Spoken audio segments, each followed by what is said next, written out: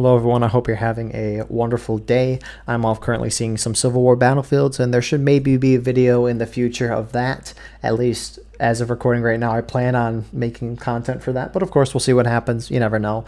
But I'm off seeing Civil War battlefields, and I thought it'd be a good time to do a channel review, especially considering we hit 5,000 subscribers as of late. So on top of talking about that, I'm going to talk about some stuff or decisions rather that I made within the past couple of months, some ideas at least I'm thinking about for the future, and then answer some questions that I got on a community post that I made a couple of days ago. So as we just mentioned, hit 5,000 subs, and then since hitting 5,000 subs, the channel's kind of blown up. I'm recording this on July 4th, Independence Day, so maybe it goes back down after this, but even if it does, I mean, it's been a phenomenal week or two for the channel anyways. Obviously hitting 5,000 subscribers is a huge milestone, but also just the kind of the popularity that has come from the 1777 oh my goodness, 1776 limited time event. It's surreal. I'm going to be saying that a few times, but it's awesome, right? The game's hitting new highs in terms of popularity. As a whole, kind of War of Rights viewership is going up, and so that's all great. But besides all of that, I cannot thank you all enough for the support I've gotten over the past couple of years. Looking back on it, it's kind of crazy to think about. When I was in high school, I was watching General Cody on my Chromebook. Eventually was able to get a laptop after graduating high school, went to college. My freshman year of college was in the midst of COVID, and so I was able to play a lot of War of Rights with the Irish Volunteer Brigade Regiment for a year or so, and then eventually as college started coming back, I started doing actually college things and not really playing War of Rights as much, but eventually made a joke saying we should broadcast War of Rights in sports style fashion, and about 3.5 years later, and here we are. It's just surreal to think about, and especially with the support that I've gotten with doing this, because going back to the first broadcast of this channel to where we're at now, the difference is insane. Sometimes I'm like, how could someone even watch this first one? But yeah, it's just surreal, and none of what we currently have would not have been possible without the start and the support that you get there, because at least with the amount of content that I'm posting and with the amount of stuff I'm doing outside of this alone, right, like a job and full-time job, stuff like that, there's not a whole lot of other time for me to, just play a single player video game I want or go out and do something. And I mean, that's perfectly fine. And I mean, obviously I've been doing it and very content with that, but I just think I would not be able to do it without the support of the community here. That's a fact. I know I've had disagreements with people, and I know I've had my critiques of the game, but overall has been a very, very good thing, despite anything else that I may say. So, no, very appreciative. It's just crazy to think about. So, yeah, with that, let's start talking about the past couple of months here. The channel, at least, I felt like the broadcast we were doing, the setup we had, it was all pretty good, right? There's not a whole lot of more improvements that I could do. Like, we updated the channel scoreboard a couple of months ago. We added the little bottom scroll reel showing like advertisements for regiments if they're a YouTube membership for that. And then just the transitions between certain scenes. I think overall the broadcast looks pretty good, and I don't know how much more it could improve. So a lot of the focus that I have been doing the past couple of months is towards improving the viewership and just getting better algorithm results. And the question is, well, how do you do that? Well, I'll give you an example. So when I first was doing this channel, on top of the event broadcast that I would do, I would post a highlight reel for each broadcast. And those event broadcast highlight reels were just not doing well at all, at least compared to the event videos that I was doing. And so I was doing some research, and I think this just pertains to my channel, not necessarily everyone, but I thought, well, maybe the highlight reels doing badly is hurting the rest of my content that I post. So I took all those daily, or rather per event broadcast reels, and then started doing weekly highlight reels, and now they've turned into monthly highlight reels. And as of doing that, the viewership of all the events I was recording went up. Because, if your content's doing better, maybe the algorithm will recommend it more, right? Stuff like that. So that's kind of the way I've been thinking about it the past couple of months. And that's why I've done things like remove public matches. For those of you who don't know, as of now, I record 6 private events a week. It was 7 at one point. It's gone down to 6 because I work during that time of that event time, so I can't record that. But record 6 events, and I used to record 3 public matches. I would post 1 each on a day that I wasn't recording, Monday, Tuesday, and Thursday. And when you compared the private regimental broadcast versus a public match, the viewership on average just wasn't even close. And so it's like, okay, maybe I'll just stop doing the public matches for a week or two, see what happens to the private event broadcast that I do. And it turns out all the private event broadcasts went up in viewership. And it's also a lot less stress on me because I don't have to record as much award rights. It significantly decreases the chance of me burning out. Now, I still record the 1 public match a week for the YouTube members. I want to keep that stuff consistent anyways. If I say I'm going to give the members a feature, I want to keep that and not take away things, of course.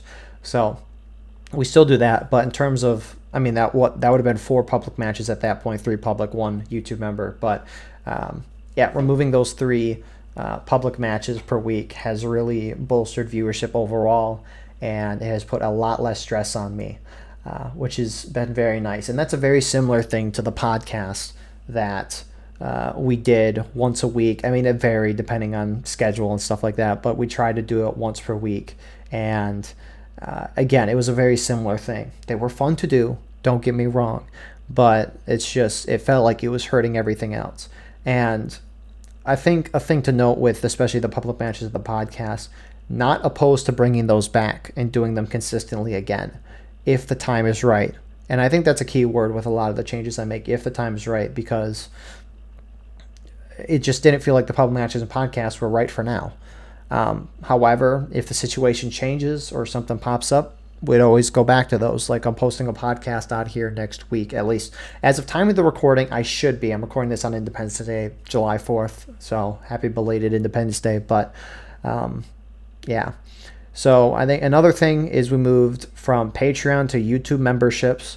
And even though YouTube takes a lot more of a cut in terms of a percentage of the membership income, it's a lot easier for you as users to use it, and it's also a lot easier for me from a back-end perspective.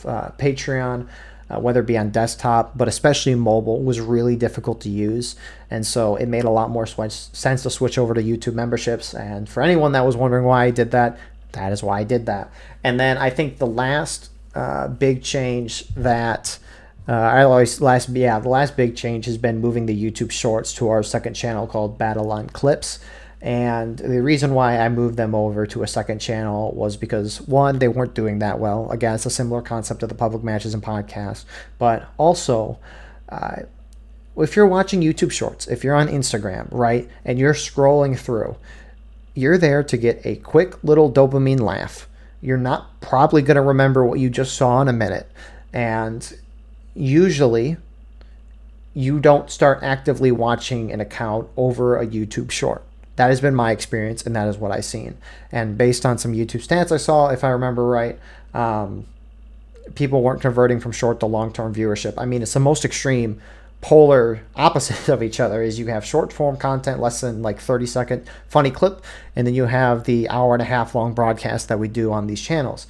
And so what I didn't want to have happen is this kind of split audience to happen, where you'd have people there only for the shorts, and you have people here only for the broadcast. And then if you have a lot of subscribers but then not a lot of viewers, it looks bad. And so that's kind of the reason. I just didn't want two split audiences. And I know a majority were the longer viewers. Sorry, the viewers who would prefer a longer broadcast. I know most of my subscribers would be that, but still, I just don't want a larger percentage to be the short-term viewerships. And again, that's why I moved it over to a second channel, so we can at least still keep posting those. I know people enjoyed them, but it at least will keep that audience separate. And again, I'm not opposed to shorts. We post those little funk edit like clips of word rights, and those have done very well, and I'm probably going to continue doing those because they're fun to make. There's something new, and they do pretty well. So yeah, that's kind of the stuff on the past per se. You may have noticed changes with like the description of the video. Go look at the description of a video from what it is now, like an event broadcast. Look what it is now versus a few months ago. Complete different. But that's the changes I've made over the past couple of months. That's really been the goal, and I'll keep making changes. Obviously, open to feedback as well. In terms of the future, again, right, the broadcasts I feel like are pretty dang good right now in terms of like their UI, the setup, co-commentators, all of that. It feels very solid to me, anyways. I can't think of much more that I can do with it, and I think that's a good thing. Obviously, again, open to feedback, but I think two things that I'm looking forward in the future to is potentially having more consistent people broadcasting than just me, so we can cover more than one War of Rights event a night, and that would be awesome. But obviously there's a whole other set of tasks that pop up with that. It's like paying someone to commentate an event consistently and all that other stuff like taxes, business, and all that stuff, trying to figure all that out. And it's just, as of right now, I don't know if that's a good fit for me. It doesn't feel like it right now, but again, always open to that in the future. I've been talking about that for a long time. And I mean, it's just something we'll see. We'll see how big this grows. So, and where it takes us. But I think the last thing in terms of future stuff is when we hit 10,000 subscribers, you can start doing fundraisers on YouTube. At least I think it's 10,000 subscribers last I checked. And it'd be really cool to do fundraisers for stuff like the American Battlefield Trust if YouTube lets you do that. But that's just, that'd be very cool to do, I think. So, yeah. And that's essentially the review for the past and the future. If you have any questions regarding any of that, my Discord DMs or just answering questions on a YouTube video are open there as well. So always feel free to shoot out questions. And speaking of questions, I did a community poll as of late, and I got some questions, and so I'll be answering these to the best of my ability. So the first question is, are you going to go live? And the answer is yes. We are reporting live Battleline Network on the battlefield, here to watch the ever-changing battlefield. And I personally like to thank Buzz from the First Delaware for really making the reporting live meme kind of happen. So it's really funny. So next, we have what inspired you to start making War of Rights content. And so I always liked making videos, at least before starting this channel. I have a channel called Asgardian Eagle. That's my Discord username. What a shock. But yeah, I posted some War of Rights compilations on there. I think there's only one of them up at this point, because I was thinking of maybe doing some other stuff with that channel. I don't necessarily know yet, but I still have the one horse compilation when the devs were showing us the horses in game a couple years ago. And the funniest part about that compilation video is in the beginning, it's like horses in 2024 question mark. And I mean, we're way past that now, but yeah, no, started making content creation then, enjoyed it, and then we made the joke that we should broadcast War of Rights in sports style fashion, and just kind of went with it, and here we are. So, also from Collector here, a final score to Michigan versus Nebraska. For those of you who don't know, I'm a big Michigan fan. He's a big Nebraska fan. And obviously, I'm going to say Michigan's going to win that game because Nebraska will find some way to lose the game. Praise be Scott Frost. So, looking back, what else would you do differently? I mean, there's not too much that I would do differently in terms of the broadcasts specifically.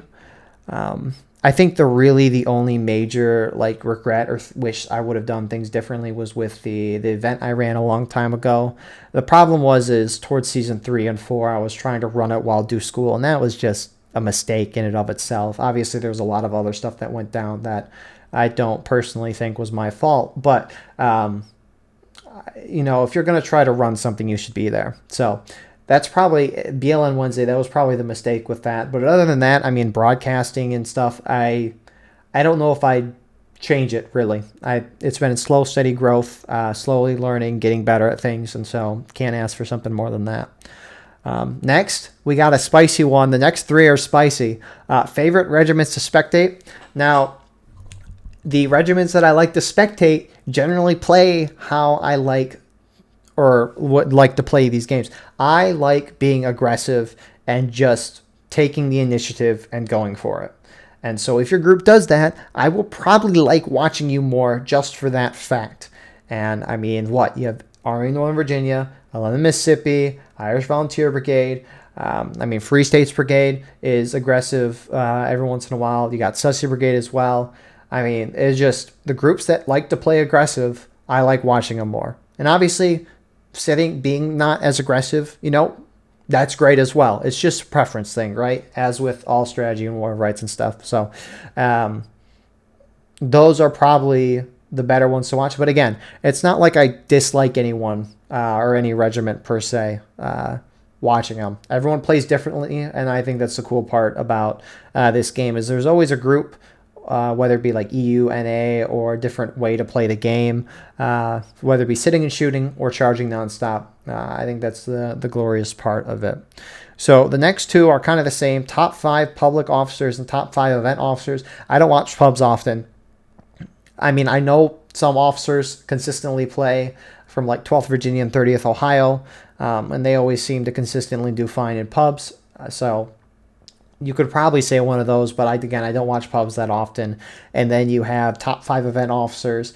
Again, that's all subjective, and again, it would probably just whoever the groups I just mentioned. It would probably be some of their officers because they're aggressive. Also, I'm more friends with them and stuff like that. So that would be it for that. May the drama begin. We're making another regimental tier list live. I'm kidding. I don't think I'll do another one of those because I don't know. They're fun to do, but some people don't like them. But it is what it is. So next, will you expand your sports cast style to other games and game types? As of right now, no. I feel like we're a very good lock on War of Rights. At least I'm one person. I can't do everything that I want to do just because I am one person. I don't have infinite amount of time, right? So if we were to ever expand to different games and stuff like that, there'd need to be more people than me.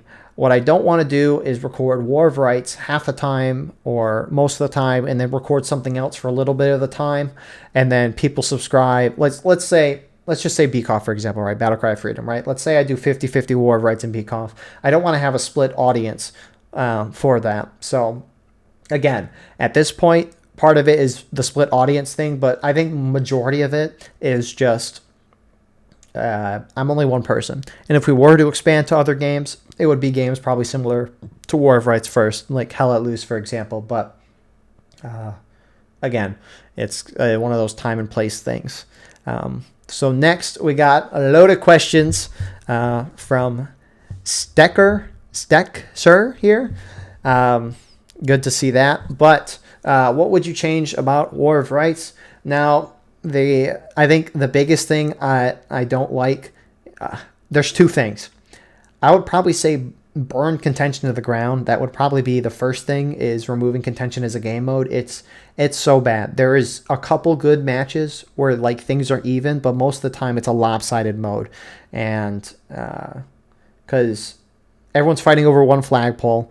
If you capture and hold for 7 minutes, you knock your opponent down a whole morale stage. And the thing is obviously a team doesn't want to lose a whole morale stage, so they bonsai in last second trying to prevent if they're going to lose the point. Most of the time that fails. They lose a whole morale stage and all 4 flags, and by time they can retrieve their flags and get to the next point, the opponent is already half capped it again. They'll probably hold it, take it, and now you're down 2 morale stages. By that point, you're done with the game. That happens about 95% of the time. And so I would remove contention.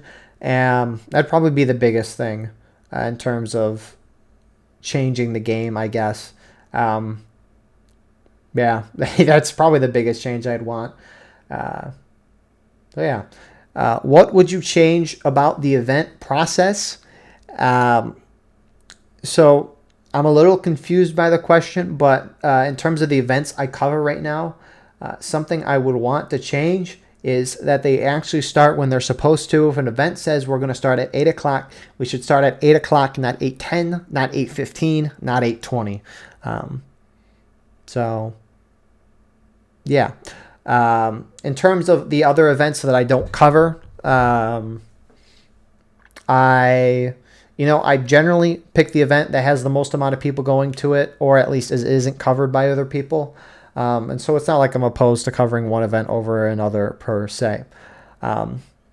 So next question. I think community needs more of what? We need more people. I really think that's the simplest thing, because the developers have really been working on, optimizing the game, getting 400 players. And that is awesome, by the way. But we currently just don't have the player base to really justify all those actions, because what's the point of having 400 players if you're never going to consistently have a 400 player server?